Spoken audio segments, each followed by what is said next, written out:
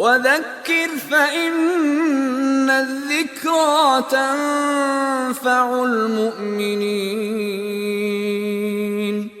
Assalamu alaikum wa rahmatullahi wa barakatuh. May the peace and blessings of Allah be upon you all. Welcome, I'm Abdullah Oduro. When do we pay zakat?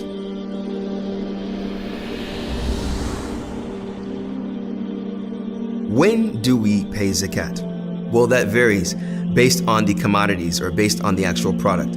As we mentioned, from the products of zakat are gold and silver and what derives from that, crop yields or what comes out of the earth from agricultural products or minerals and treasures, livestock from camels, cows, goats, and sheep, and also business inventory. These are the four things. Generally, when we talk about the majority of them from gold and silver, there is a lunar year that must elapse. In the lunar year, we're talking about the Islamic Hijri calendar, not the Gregorian calendar, not January to January, but rather Ramadan to Ramadan. And this is important because the lunar calendar differs from the Gregorian solar calendar by 11 days. It is approximately 11 days less. So you will see Ramadan shift every year. So it's very important to calculate and start from the lunar calendar. Once that surplus wealth that you have has elapsed, a lunar year has elapsed on that surplus wealth you have, then you take 2.5% of that. Now, there is also something called the nisab, or that is the ultimate threshold, as we mentioned, and zakat is an obligatory amount of your surplus wealth once it reaches a certain threshold or a certain amount. So gold in particular is 85 grams of gold, and silver roughly is 595 grams. This is rough, between 85 and 87 grams of gold, and silver the likes, 595 grams roughly. If you have what is equivalent to 85 grams of gold and that has sat for a lunar year, then you take 2.5% of it. So we see here roughly today, gold is roughly 85 grams of gold is around $4,190. So let's say it's $4,190, 85 grams of gold. If that is sat in your bank account being cash, which is a derivative of gold, being cashed, if you have $4,190 in your bank account that has sat from the 1st of Ramadan till the 1st of Ramadan the next year, you take that amount and you multiply it by 0.025, or they say 2.5%, or you can divide it by 40. So if we were to look at today on our calculator, the amount of 85 grams of gold in cash is roughly $4,190.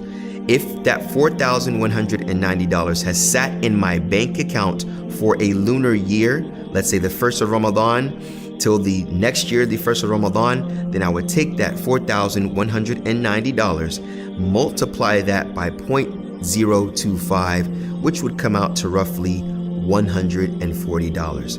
I would take that $140 and I would give zakat accordingly. And the same goes for silver. Whatever the amount is at the day of you giving zakat, you take that amount, and if it is in cash to the equivalent of 595 grams of silver, you would take that, multiply that by 2.5, and you would pay the zakat on that. So a lunar year is a condition for the zakatable amount. Concerning crop yields, it's a little specific. If there is irrigation-induced labor, then one would take 5% of that. And if it's non-irrigation induced labor, there's no labor, but you still have the crop yields, then it would be 10%. Now the amount, which is considered the zakatable wealth or the threshold, is roughly around what they call khamsat awsuq, 5 awsuq, which is roughly around 653 kilograms. Now a lunar year doesn't have to elapse on that. Once it reaches that, then you would take the 5% or the 10%, depending on if there is irrigation induced labor.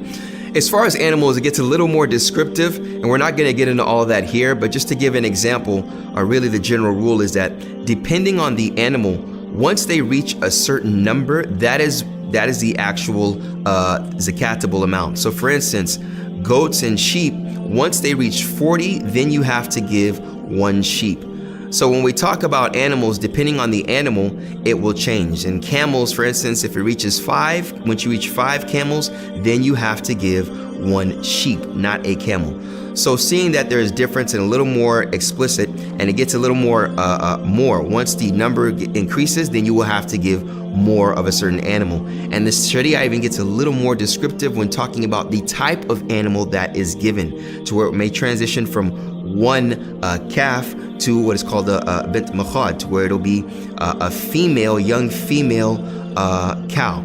So when we see here roughly, when giving zakat, there is a certain time frame. Once it reaches and that time frame has elapsed, then you would take 2.5% or divide by 40 from that amount, or if it is a certain amount from your crop yields or that which you have found from treasures, you would take 20% or 2.5 depending on which opinion you may follow, and you would pay zakat accordingly. So in conclusion, when looking at the wisdom of Allah subhanahu wa ta'ala and taking from your surplus wealth and taking an amount of your surplus wealth, not the surplus, but taking a specified amount from that. When we look at this, on a yearly basis, the community is providing for one another. And that's exactly what the Prophet, peace and blessings be upon him, he mentioned to one of the companions when he was talking about buying and selling. He said, let mankind provide for one another. Let mankind provide for one another. The more the dollar bill goes through the hands in a local community, the more we are investing in our local businesses, and dare we even say, to a degree, national businesses, and even on an international level, we can invest globally. But when the dollar bill circulates through the hands of the people, firstly the immediate community, then after that, that is benefiting the general community, which when you think about it, makes us more like a family. That we're spending on each other, that we look after each other. As we will learn, zakat is not only for the poor.